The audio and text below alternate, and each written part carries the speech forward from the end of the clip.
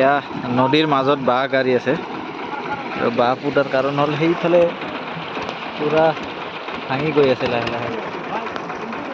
এইফালে ভাঙি যোৱাৰ কাৰণে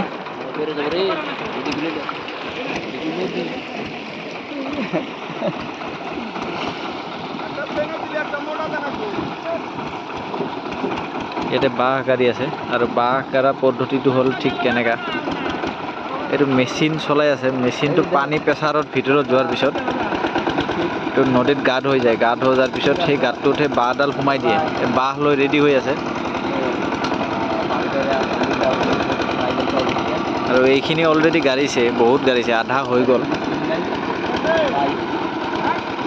আৰু এনেকৈ গোটেই নদীটো ফুল সেই তাৰেলৈকে বাঁহ গাড়িব।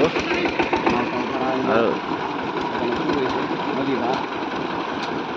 অনেক জায়গা ধান শুকাই